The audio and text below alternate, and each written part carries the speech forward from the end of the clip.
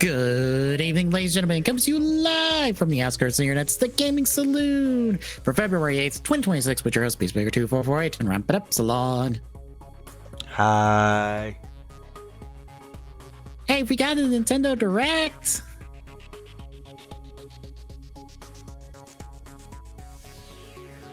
If that's what we're wanting to call it, okay. It's a partner showcase, so Which means it's not an actual direct, so. Yep. It was certainly a thing I watched, and I almost did a live reaction to, but I was like, nah, I don't feel like it. Especially because I don't think I've ever done a reaction to a partner showcase.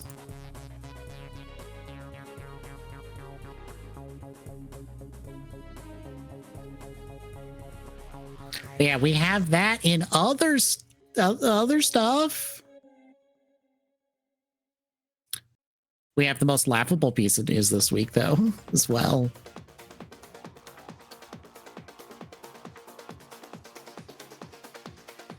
Somehow, that doesn't surprise me. Honestly, I thought it was not quite that. I thought it was like a little less than that. But then it was like, no, they're just dropping the number. And I was like, wow, that's stupid. But before we get to any of that, Tommy, what have you been playing these last couple weeks? I mean, I jumped back into Jump Space a little bit more the other day, but outside of that, not really a whole heck of a lot. I did the Zenless update that came out Thursday. And? So it's an interlude chapter, so it's not a big story chapter. Basically, we are helping a group of up-and-coming idols make it big on New Year's, basically. Also, there's a rogue AI in the background trying to hack and take over the robot citizens of New Eridu and try to turn people against robots because, lol, that'd be funny.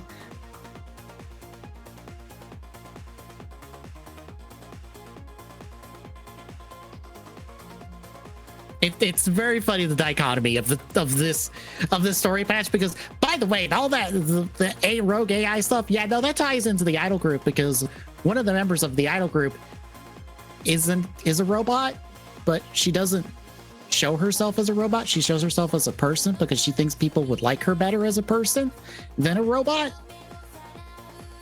even though there's like robot idols and stuff in the game and robot citizens that do stuff. It speaks more to her character than it like the world, especially because she's like an old world warbot, basically, that did a whole bunch of murdering.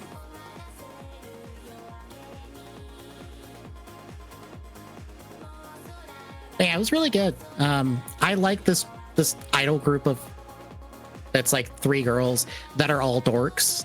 They're all incredibly dorks, and it's wonderful to see them interact. I'm still working on the Bane event thing, which is following up with the trio as they basically try to make it on this like talent show, basically. Beyond that, been doing retro achievements for Soul Calibur 3 in the background and on stream a little bit. So there's a mode in Soul Calibur 3 that I was primarily focusing on called Tales of the Sword. It is the dumbest thing in existence. Because you know what kind of mode you would want in your fighting game as an extra mode? What? An RTS. Where you're sending characters down different pathways to take over bases.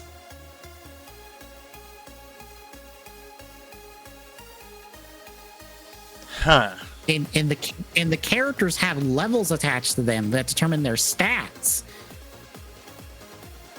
which is where the mode falls apart at the seams, because for the retro achievements, they want you to beat every character and capture every point on every map. Here's the problem. In a lot of the maps, a proper member of the Soul Calibur cast is on the map, unlike every other character, which is basically just some version of a created character. All the Soul Calibur characters are at least level 60. Guess what you're nowhere close to? Level 60. Yep. Unless you are grinding against these guys, you are going to be nowhere close to that level. Like, at all. It is the level curve in terms of experience in this mode is hot fucking garbage. It is so goddamn bad. You have to grind during levels, during the different chapters and stuff, in order to stay on point. Because also the enemy or the opponents in this mode are hyper fucking aggressive, and the fucking frame you either let off your block or make yourself open, they are on your ass. They also know damn well what your inputs are, because they are reading your inputs like it's nothing. It is so fucking bad at times. To the point that your best option in this mode is to have your created character pick a class that allows you to have basically a Buster Sword, and to do L2 over and over at the opponent, because the opponent will not understand what to do as you spam this 1-2 hit overhead move over and over and over again. That sometimes the opponent will break out of and attack you, but eventually you just put them back in the loop. That is your best option in this mode.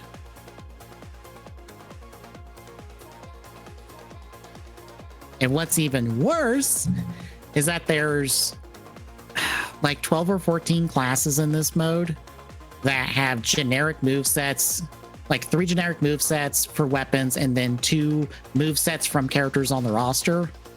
You have to level all of them up to 30 for various retro achievements.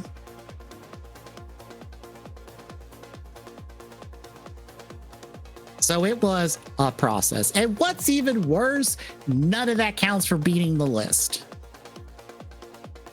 That is all on the side, basically. Because beating that retro achievement list means you just did the story mode with all the main roster characters.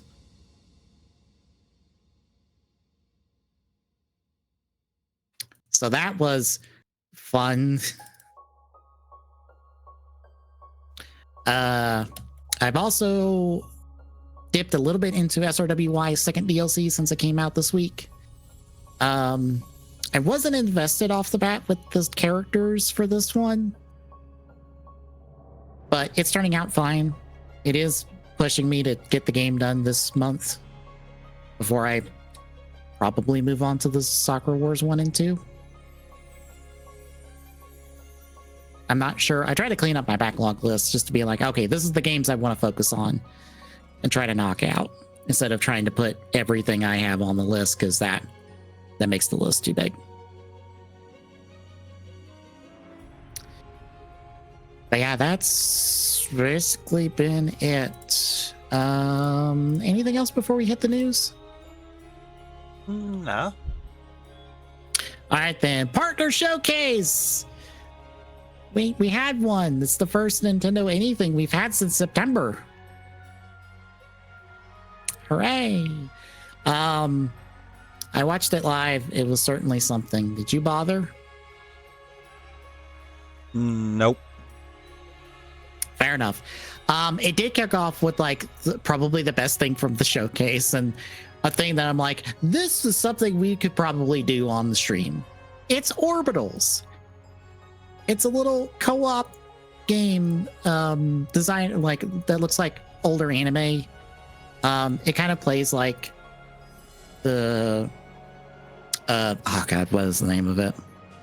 The 2-player game company studio that is under EA.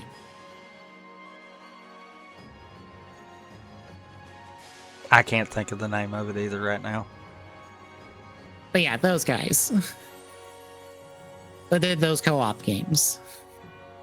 I think a Light There video I watched. I think Light There called them couple slop games.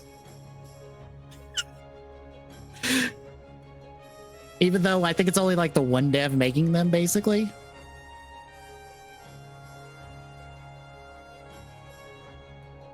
But yeah, it's 2-player co-op. The characters have like specific weapons that they can use to affect the environment and stuff and help each other get through platforming stuff. This looks cool. This is like the most invested I was the entire presentation. So it's all downhill from here, folks. It's out in the summer. Paranormagus, The Mermaid's Curse is a paranormal investigation game. You're investigating dead bodies that are showing up and the people that are coming around asking about it. Apparently, it's the first in this one, another one in a series. Captain Tsubasa 2 World Fighters. It's anime soccer. Does that make it better that it's anime soccer instead of regular soccer? I mean, did that one fighting game we did on Tales from the Cube that was anime fighting make it better? No, not really. Well then, there's your answer. All right. Tokyo Scramble. Paranormagus comes out February 19th of this year. Captain Tsubasa 2 comes out this year. Tokyo Scramble. It's a stealth game. You're trying to avoid dinosaurs and other monsters in the ruins of Tokyo. I don't know why there's dinosaurs. There's just dinosaurs. You're also doing traps and stuff. The real fucked up thing about this game. Does this trailer not show it? Okay, so this has a 4-player co-op mode. Now, how would you think a normal 4-player co-op mode for this kind of game would go?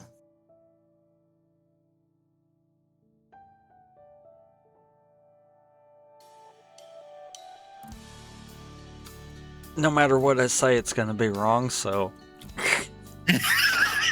I'm pretty sure, because I don't think anyone would have thought of this. So, how would you feel if player 1 controlled the character, player 2 controlled the camera, player 3 controlled the action button, and player 4 controlled something else?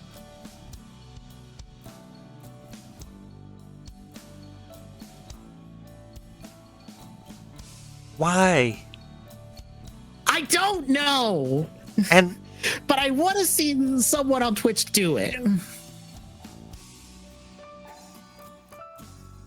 But why?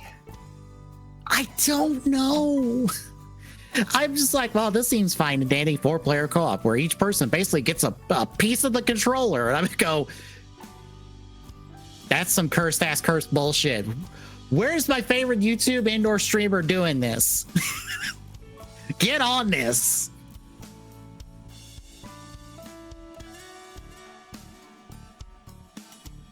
But yeah, that's out February 11th. Valheim is coming to Switch 2. It's a survival game with Vikings.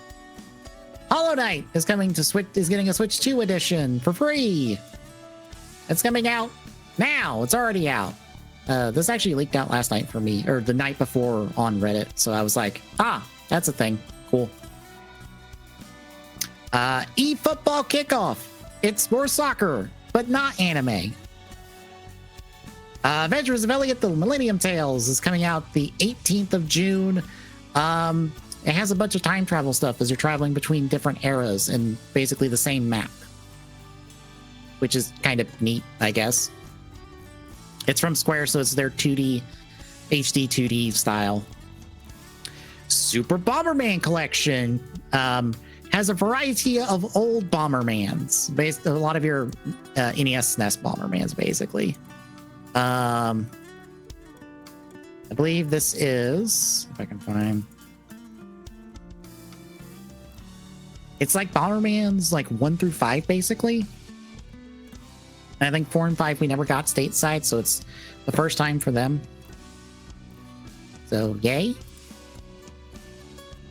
Final Fantasy VII Rebirth is coming to Switch 2, June 3rd. Yay. Pragmata is coming to Switch 2, April 24th. Yay. Turok Origins is coming to Switch 2 in the fall. This is a multiplayer Turok game. Kyoto Zandu is coming to Switch 1 and 2 this year. It's a dungeon crawler, I think. It's some like 2D kind of Metroidvania segments. Digimon Time Stranger is coming to Switch 1 and 2 finally on July 10th. After not being on Switch 1 and 2 since it came out. I don't know why it took this long for it to come out on the both of them, but it's here now, so you can now play a good Digimon RPG. Besides the other good Digimon RPG that's on Switch 1 already. Grand Blue Fantasy Relink Endless Ragnarok is more Grand Blue Fantasy Relink. Monster Stories 3 Twisted Reflection comes out March 13th. Also, Grand Blue Fantasy Relink Endless Ragnarok comes out July 9th. Monster Stories 3 got a new trailer. It's out March 13th. Nothing really new there. Arcade's Archive Rave Racer for Switch 1 and 2 coming out February 26th. It's a bunch of old arcade games. They snuck in a like Monster Rancher spin-off game in there and didn't say anything about it.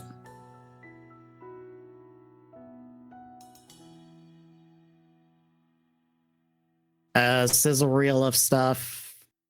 Nothing really to note there. Resident Evil Requiem is coming out February 27th on Switch 2, along on other platforms. But you know the most important announcement that came along this? What? We are getting amiibo for Resident Evil Requiem in the form of Leon and Grace. Why? Good question. They come out in the summer, so they're not even coming out with the game.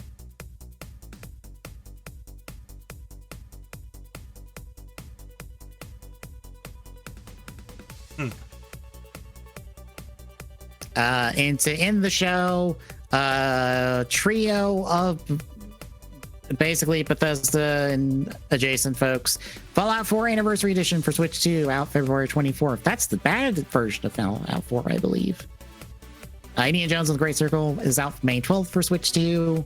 And then Elder Scrolls Oblivion Remastered is out this year for Switch 2. Hooray! How do you feel? Yep, that was the thing. That's how I feel. It's like this feels about on average with like your normal state of play, where I'm like, yeah, this sure is a whole lot of stuff coming to your platform.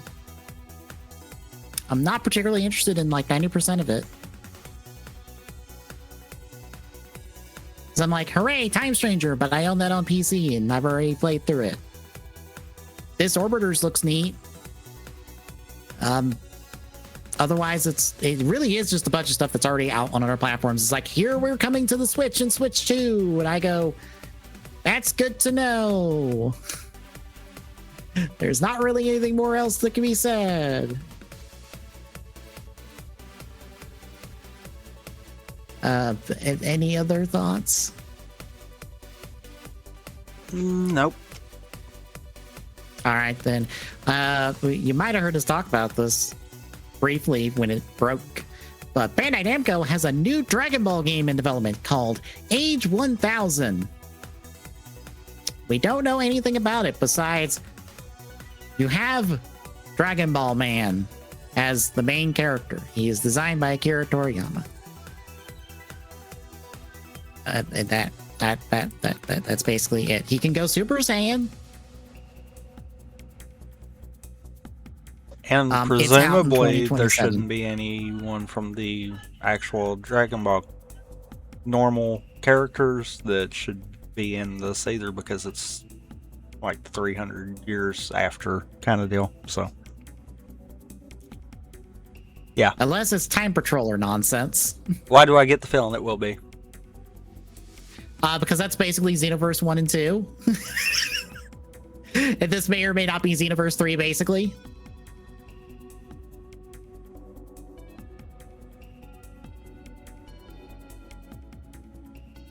But yeah, we don't have any other details at the moment.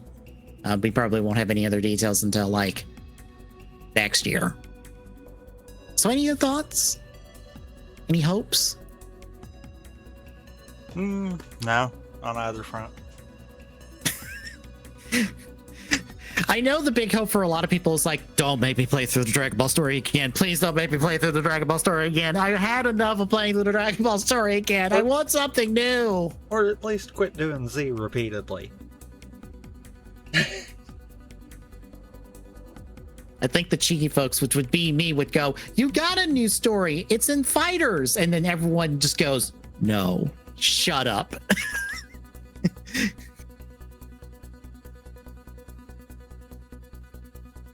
As a reminder, Fighters has a story mode. Yeah. It's not a good story mode, but it's one. And it's not a retelling. Yeah. Yeah. So, you know how Ubisoft did their big reshuffling and stuff and everything going on with them? Uh-huh. So they had a town hall recently. Would you care to guess how it went? Moderate at best. Bold of you on that one. It did not go well. I said it best. The optimistic on that one then, because it did not go well. Basically, more than 300 questions were submitted for the Q&A portion of this, because otherwise it was just the heads of Ubisoft talking to their employees and basically dodging every possible thing and being like, it's fine, everything's fine. Nothing's on fire.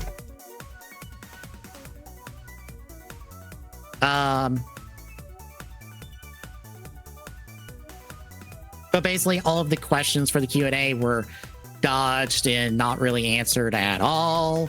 I don't know if it's Inside Gaming or someone else has a copy of this entire town hall, but have basically been told you cannot release this from the folks that were at the town hall.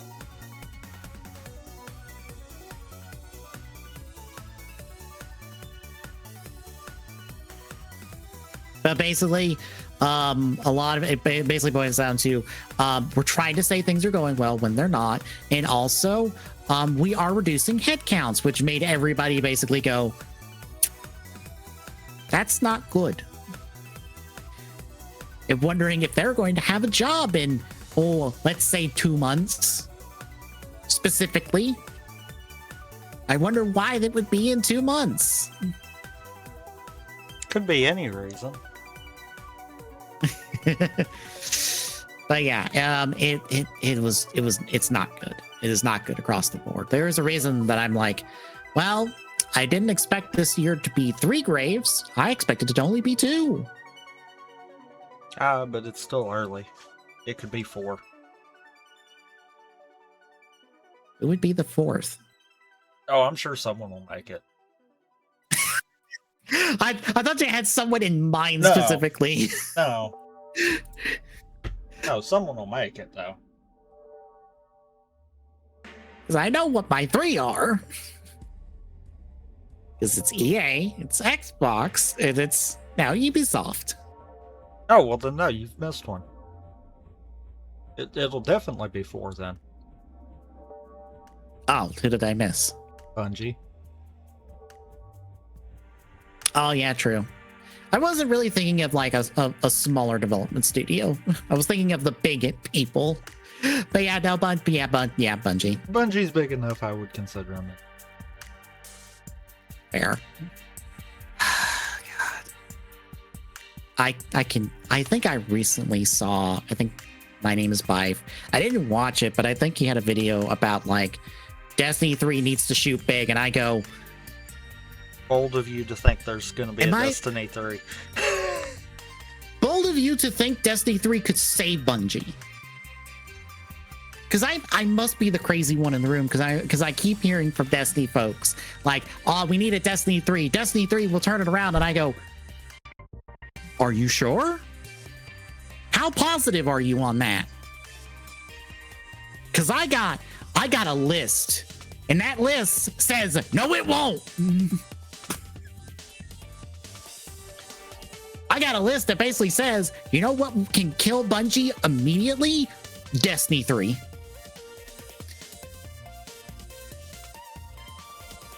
That would kill Bungie immediately. I don't know. Destiny 2 came out the gates swinging with a lot of the corrections that Destiny 1 taught them. If Destiny 3 could pull off that same thing, then it might work. Now, does that mean that it's going to work long term? No. They will find a way to release an expansion and screw it all up. They have proven that. Both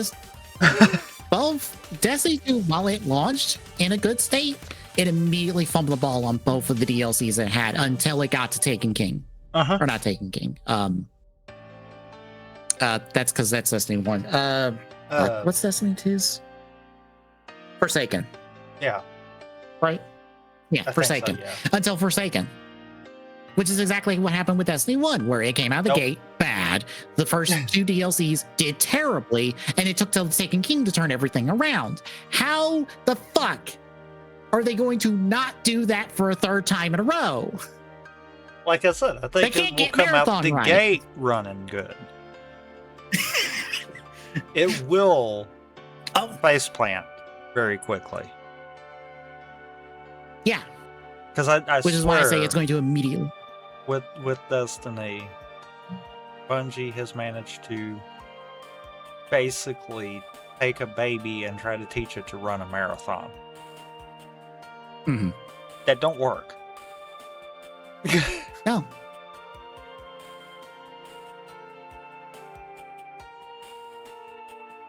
You know what will save Bungie right now?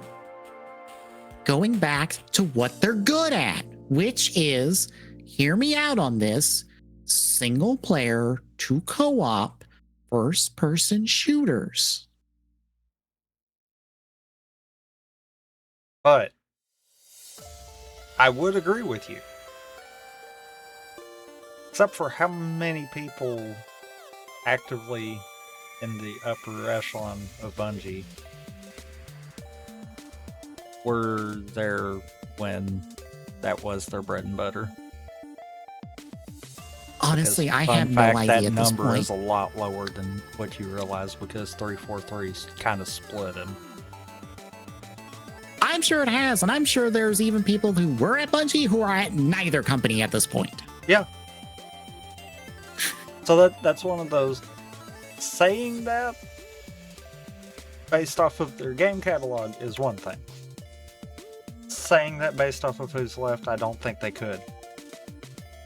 I think the same thing don't think they could be either. Happening with Bungie if they tried to go back to that 343's seeing with Halo, where they cannot figure out how to successfully plant their feet on a game. They face plant the entire way through. Yeah, because I think that's what live service does to you. When you try to get off the treadmill, you can't without just fumbling off of it. I don't even blame live service for that. Because what would be the excuse in 343's case with Halo 5? What would be their excuse with Halo 4's multiplayer that was copy and paste from Call of Duty? That's one of those I'm like, yeah, no, I can't really say that live service is the problem. Yeah, for them at least. I don't think it is for Bungie either. I think if they could figure out a way to make a game like that, then they would be able to step away from Destiny. They've been winding it down for a while. Mm-hmm. But it's one of those, I think they could, but it's a case of, I don't think they know how to. I think who's left just does not know how. which is a problem all on its own. Yeah. Because I think it's been noted that like Destiny 2's numbers right now are lower than when it was either Destiny 1 or Destiny 2 when they were 3 months out from shutting down completely.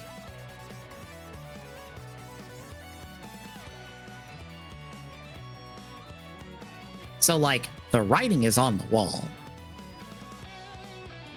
I don't think there is anything they can do in Destiny 2 that will get their numbers back up, that will get people playing that game.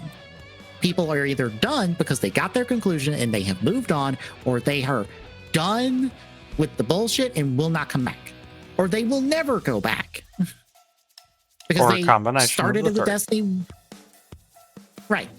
Because, and I think this is really important for a live service, that first impression of Destiny 1, I think, has colored so many people's thoughts on what Destiny is that they will never try it again. It's a more boring Halo. Yeah. That was their flaw. I'm pretty sure one of the folks I follow is just like, it's like, ooh, Destiny, that sucks. And I'm pretty sure they probably have never played Destiny outside of maybe a little bit here and there.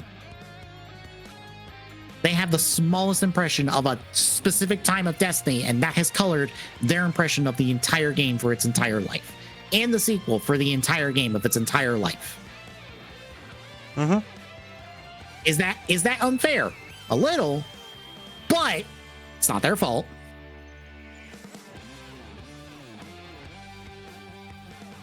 That's what the game was when they played it. Can you really expect people? Granted, I am going to say this. Look at the Bungie made Halos. I'm the oddball exception to this, but what is most people's favorite out of the 4, 5? I'll throw ODST in there even, because I don't think it would change anything. The 5 main Halos that Bungie made, what's everyone's favorite more often than not? I would say probably 3 to Reach, one of the two. And why would that be? Because Bungie learned as they went. The problem that I have to think with some of that is there is issues with that first impression should say everything in a live service game. The other issue comes from they never went back to try to correct that. They never went back in to try to liven that beginning back up. You could go into, if the servers were still active right now, you could go into Destiny 1 and that first part of the game is still going to be that same boring, feels like it's a Halo knockoff. They never went back in and fixed it. And 2 is not much better. Yeah, and 2 is not much better on its new light, from my understanding, because I don't know if it's changed in the year or so that I watched this video where someone tried to take somebody through the new light experience of Destiny 2, and it was hot fucking garbage. It's that's where the problem more comes into it. I don't necessarily think that it's that first impression soiled it for so many people. It's the fact that that first impression was always the first impression. It never got a refresh to make it not be that crap kind of deal. I mean, heck, every so often look at like other MMOs even. Every so often they know, okay, we've got to scrap the beginning and make a new introductory that either speeds you through some of the plot points that they knew were not really needed, or they do something in a way to where you have the option to skip the stuff that you don't need. Destiny doesn't have that. Destiny 2 does not have that. And it's like, That I think is where the bigger problem is. They never went back in and fixed that. Yeah. On a positive end, the game I play, Zenless Zone Zero, they changed like the start of their game because of people's reaction to it. They took out a lot of the TV mode stuff that's in the early part of that game, so that you don't have to deal with it because people were not enjoying the TV mode stuff. And see, so now if you that was they learned. See, if you and it was a living ecosystem for that game, so they modified it as it was going. Yeah. So now if you played Zenless right now, on a gameplay level, you would have a different experience from me that played it at launch. You would still get the same story, character, all that stuff, but on a gameplay level, you're getting a different experience. Probably an improved experience. I don't know. I liked the TV mode stuff, so I'm not sure on the change, but so you're in the same boat with it as I am with the Halo games, where it's like, yeah, if you ask me, CE's the best. That's why I was like, I'm the exception. I wouldn't say like they should have never taken out the TV mode, because like visually, like it's something distinct for the game.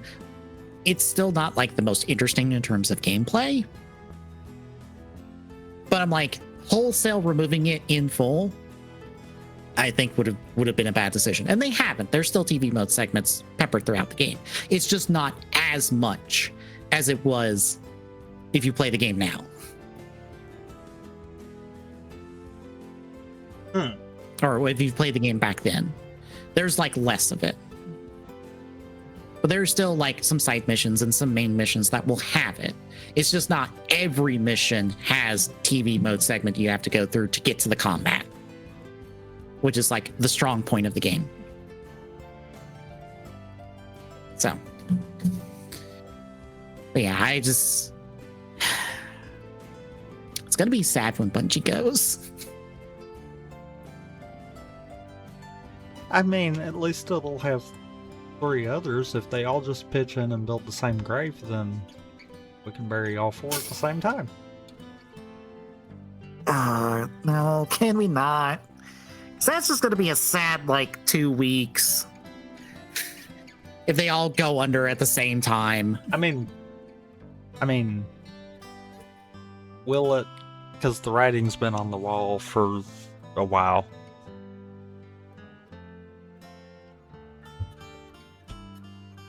Because it might turn from it being sad to thank God it's over. Yeah, because like EA is not going to die a quick death. No, they're going to die a slow, painful one, because they're going to be mined for all their worth from the venture capitalist stuff that has bought them. So it's going to be a while. Same kind of deal with Microsoft. Yeah, they're going to keep Xbox around kicking until they pay them back for all the money they spent buying Activision Blizzard. If anything, everything else under Xbox's umbrella is going to go before they do. Yeah. To desperately keep themselves alive. Which is like the true nightmare of Xbox going under, is because look at how much they've bought in the last few years. Look at how many studios are under them. Think of how many people that are employed right now by them. And all of them are on the chopping block to keep Xbox alive for their head-ass stupid decisions.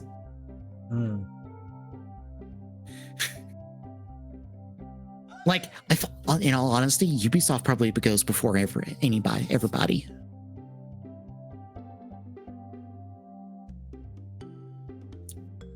Because they're in a tailspin, and I don't know if they have a chance to recover. No, probably not. Bungie would probably, if anything, Bungie probably will stay alive, but they will be relegated to like a support studio for like Guerrilla or someone for life. It's like, nope, you're a support studio now. You don't get to make anything new. You help make the new Horizon bullshit. That's your job now, forever. Oh, boy.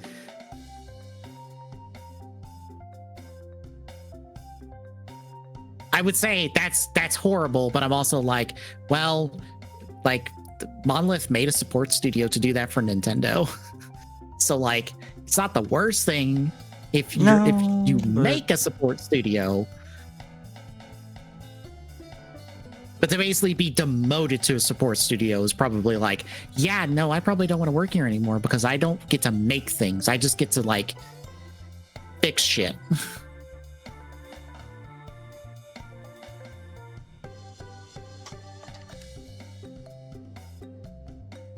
Anyway, any other thoughts? No. So you know how Marvel Rivals has made a big splash and everyone's really enjoying it?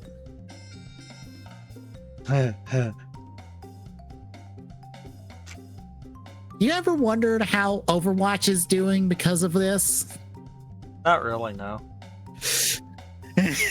So about that, Overwatch is now going through a big overhaul where they're dropping the 2. They are now just vanilla Overwatch. That is different from the other Overwatch. But there's already Overwatch. I know. How can there be 2 Overwatches without one being the 2? I don't know, but they're doing a big revamp. They did a big spotlight showing this off. I didn't bother to watch it, but basically they're going to come out with this first season with 5 new heroes, and then release another 5 more over the course of like several seasons. And then in 2027, they're going to revert back to season 1 like they are now, and then basically do that over again.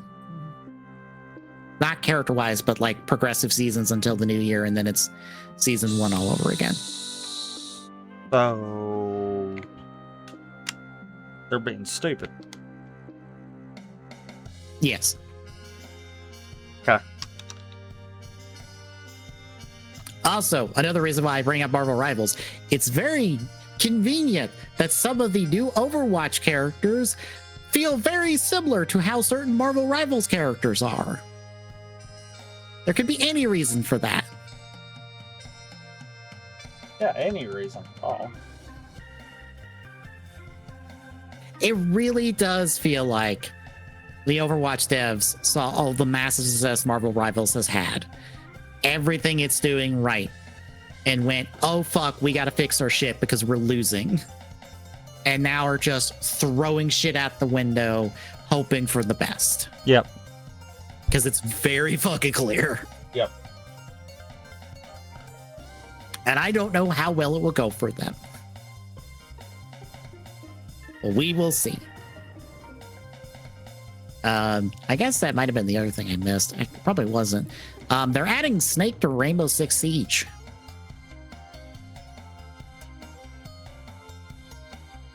Are they adding his box? I guess too? that's what I don't know.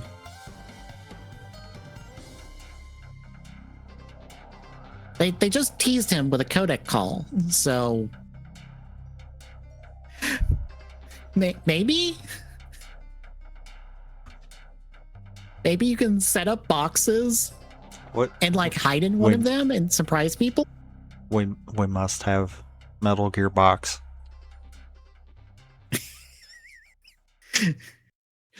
just a boxcraft version of Metal Gear Rex that you could deploy. That too, yes.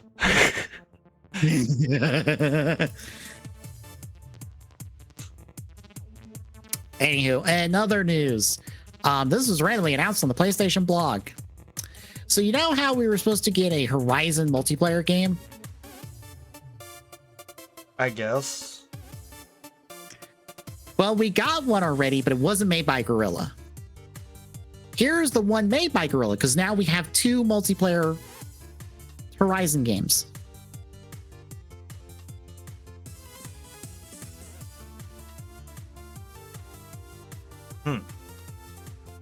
I don't know. Anyway, so this is a 3-player, basically Monster Hunter kind of Horizon. It seems a bit more like that new Elden Ring spinoff, basically, where you drop into a map and you're hunting bosses as a circle closes in on you. It seems more like that than proper Monster Hunter. But it's 3 players. You're playing as characters in the world of Horizon. It's a canon story. This is canon to the story of Horizon. They said so. And doesn't this look like a certain game we just played recently?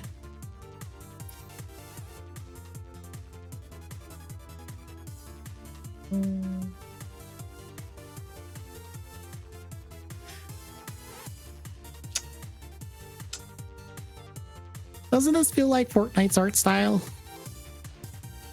Not quite, but yeah.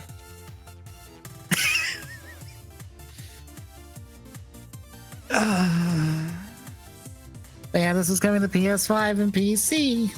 There's a playtest you can sign up for. Are you excited?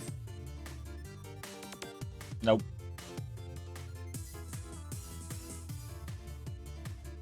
I question why.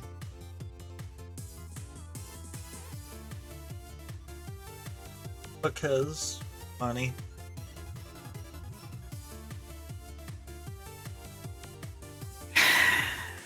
Are we sure? Are we sure the money's there? I mean, Fortnite prints money, so yes, money's there. Right, but that's Fortnite. That is not Horizon Hunter's Gathering. I hear no difference.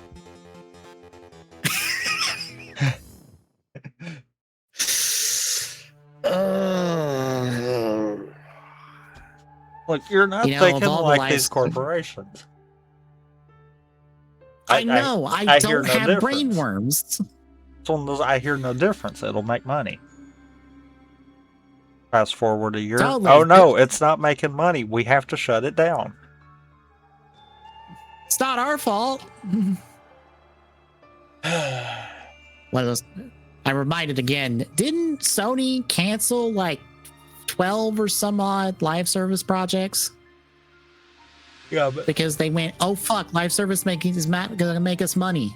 Yeah, but obviously this is not one of the 12. Why not? Because this can make money. It's Horizon. Does Horizon really make that much money? Probably not, but it makes some amount of money, so it must work.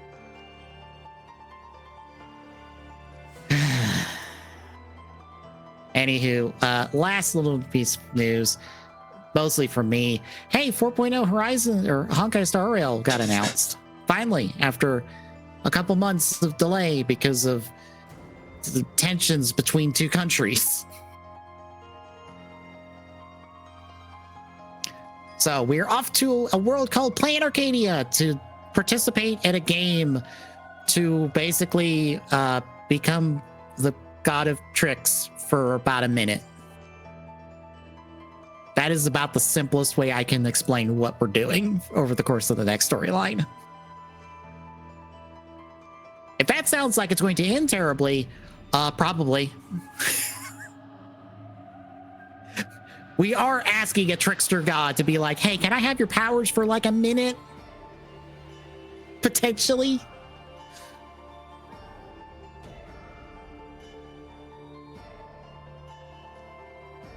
But yeah, otherwise, new planet, new movement stuff. I wish is there a picture of our, the new outfit we're getting? Because it is hilarious because people have clowned on it.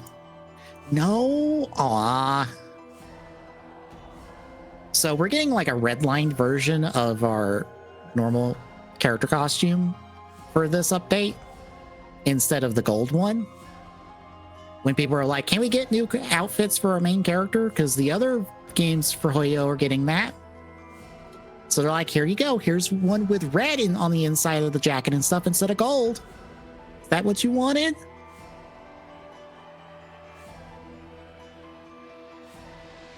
I find it hilarious. Anywho, the update will be out the 13th, so this week. It feels weird to have a Zenless update and a Star Rail update at the exact same within 2 weeks, within the week of each other. Because the Zenless update just came out last week.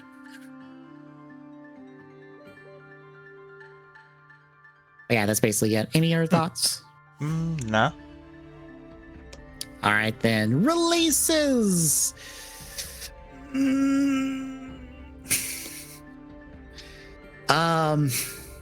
Where to start? How about we start on the 10th with Overwatch for Xbox One, Series X, PlayStation 4, 5, and Switch. Which Overwatch? I believe this is the overhauled Overwatch. So the not 2 one. Could be 2 and they're naming it now. See, this is why we have numbers. Can we call it the formerly known as Overwatch 2? Just make the title stupid long, like a random anime. And they might as well. They're ripping off everything else. I mean,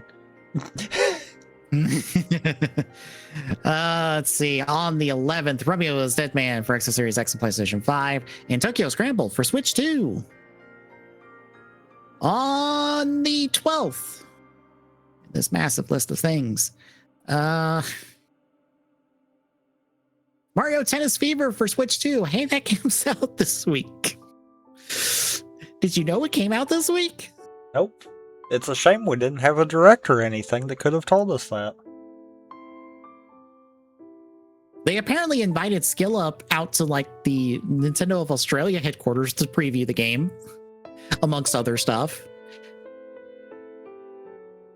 Which makes me think that's what they invited a bunch of other people out the day after the Tomodachi Direct we got recently, but no one's posted anything. Because they were probably told not to. Which, that's my thing. Because I was like, okay, they were invited out to New York the day after the Tomodachi event. So presumably you would think, oh, they're out there to try out Tomodachi. Makes sense, right? Yes and no. But no preview for Tomodachi from the outlets. And also nothing across the board from Nintendo, from folks who are invited out. Because normally, for those wondering, whenever folks get invited out to these events, you can always tell that everyone got invited out to an event because they'll all post their previews at the exact same time and date. Because that's when the embargo lifts. So since I follow several outlets that would get invited to stuff, it's very funny because I will see 4 videos in my feed all in a row, basically focused on the exact same thing. So there's not been a Nintendo thing at all from anyone, which is kind of suspicious.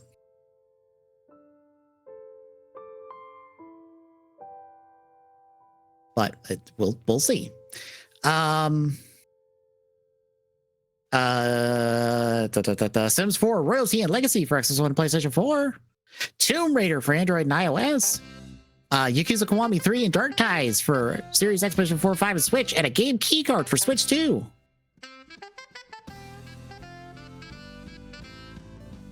On the 13th, Reanimal for Series X, PlayStation 5, and Switch 2. Clue, Murder by Death for Series X, PlayStation 4, 5, and Switch. Is this a new version of Clue, the board game? Or is this something else entirely?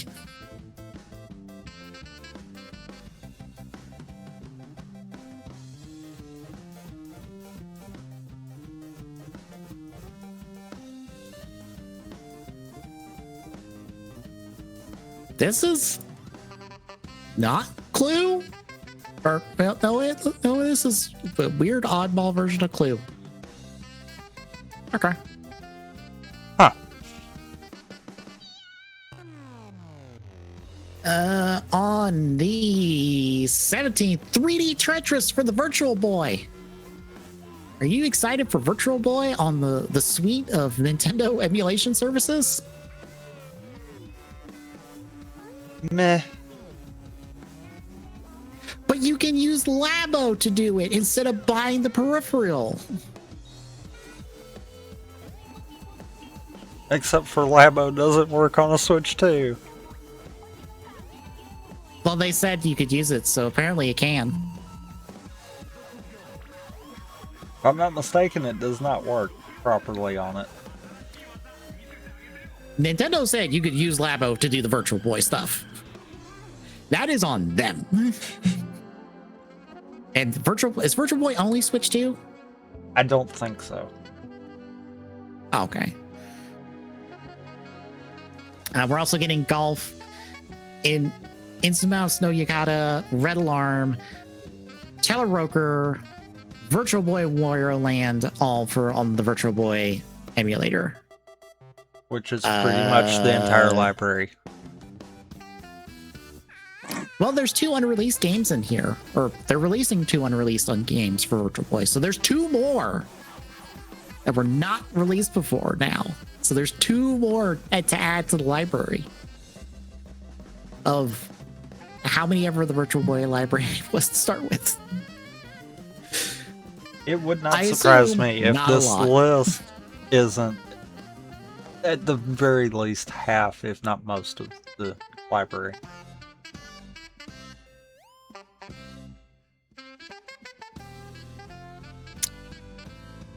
Okay, so it's actually less.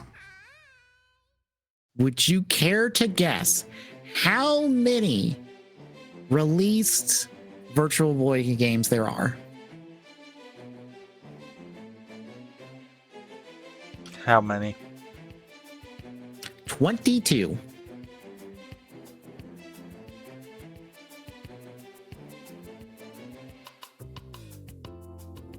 And 6 of them are here.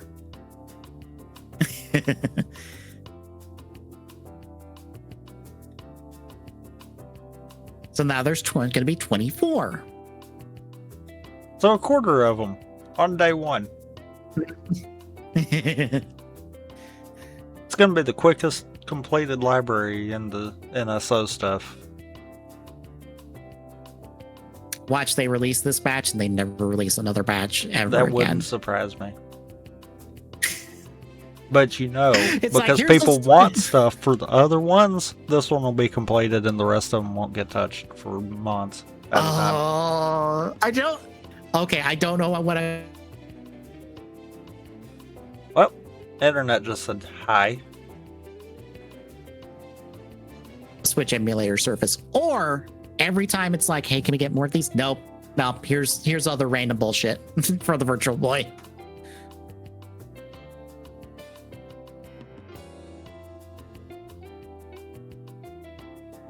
The Discord acted weird on you for a hot second there. Yeah. But yeah, the completed library or an incomplete library, and they just twiddled us out over the course of like 3 years for like no reason. No, this will be something that people won't want, so they'll push it out. On the 18th, Star Trek Voyager Across the Unknown for Sirius XM 5 and Switch 2. Did you know they're putting out a Star Trek game where you can manage one of the ships from Star Trek? I'm guessing that's what this is. I believe so, because I think it was also in the partner showcase. I just had to look at it and go, is this the first time they've done this? Because how, if not? Because that seems like an easy answer. Like an easy, oh, that's an easy game to make that people would buy. Just manage a Star Trek ship. That seems simple enough. We also have Warframe for Android. On the 19th. Active it. Hey, you missed one. Yep. Manrions for PS5 and Switch. And then Paranormus, The Mermaid's Curse for Switch as well. And then last up on the 20th, House of the Dead 2 Remake, Infected Edition for Series X and PlayStation 5, UFO 50 for Switch. That's about it, folks.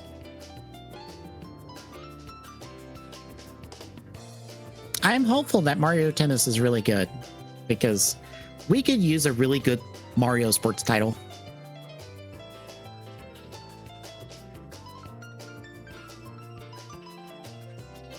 Because when was our last really good Mario sports title?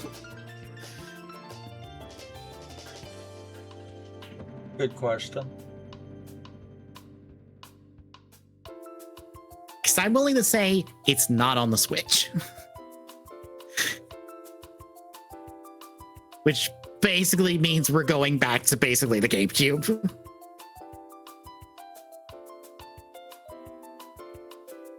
Because I'm pretty sure there was not one for the Wii U. I honestly cannot tell you what Mario Sports titles were on the Wii U to start with.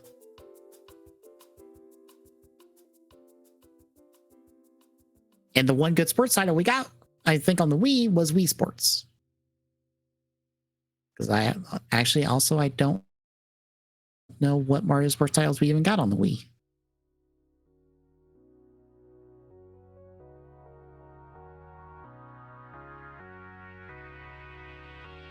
But anywho, that'll do it. In 2 weeks, we will talk shop more, because maybe we'll have a direct by then. Maybe. Last I saw, it will probably be the first week of March. So it will probably be between episodes.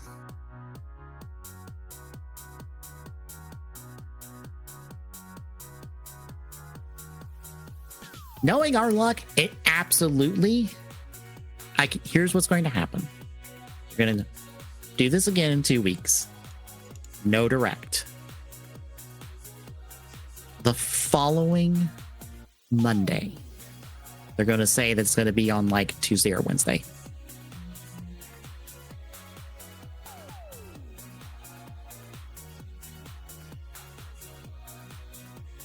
I can almost guarantee that that's what's going to happen.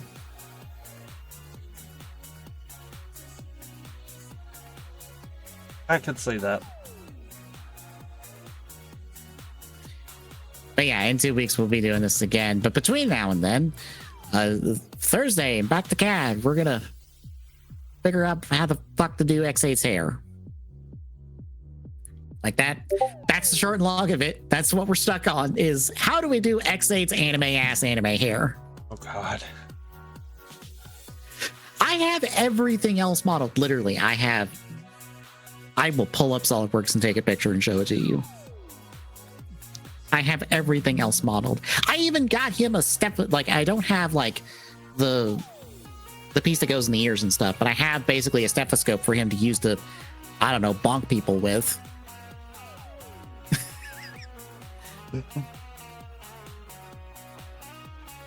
I don't have the lab coat that the little mighty character has, but I have basically everything else modeled up. So I'm like, fuck, how do I do the fucking hair? So for now, he's just bald. But that's Thursday. Friday, we continue Cubiverse with the not Ridge Racer thing that we're doing, but I do not remember the name of. But it's Ridge. It's not Ridge Racer.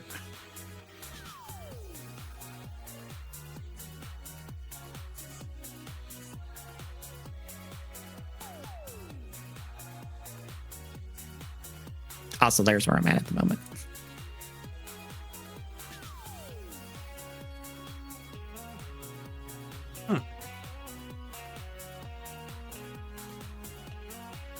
I'm bad at hands. That's why the hands are not great. But he does have basically the same shoes that I've done for Decade and for Guy, because they all basically have Sonic shoes, as I've called them.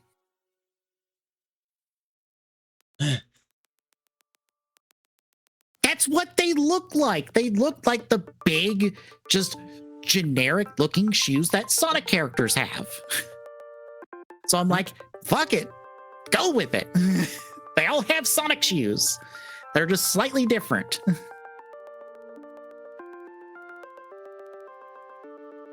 And also make sure that they can stand. Presumably. I have not printed any of them to find out.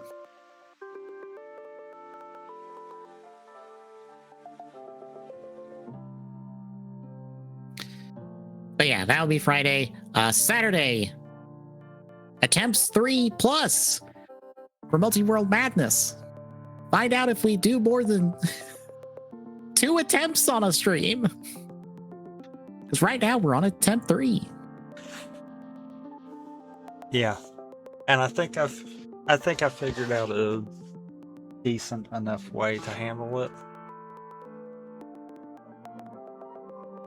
So I think we should be able to get farther with it. We'll see.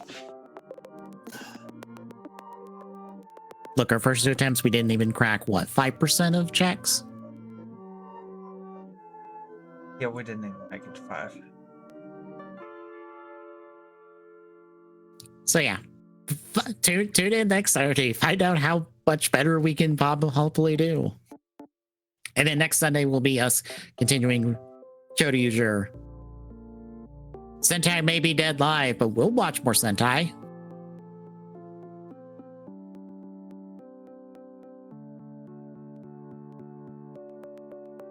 Anywho, if you like what you're seeing, folks, you can drop a follow. I really appreciate it. Exclamation point YouTube Jack is the YouTube archive for this and all our other streams. Right now, I'm basically scheduling all of Tommy's solo streams. Well then, there's a lot. Yeah. It was at the point within 2020 where it's just like, well, the batch here is basically all of your stuff, so I'm just gonna go ahead and schedule the entire playlist I have of all your solo stuff. Which, like I said, it's more than you probably remember doing. Probably. I think it's like 40 to 45 streams.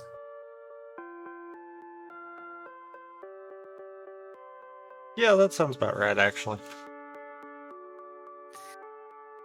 But yeah, that'll be going out over the next week plus as soon as I sit down and get it all scheduled.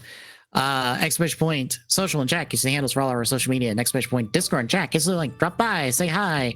We'll see you Thursday, folks.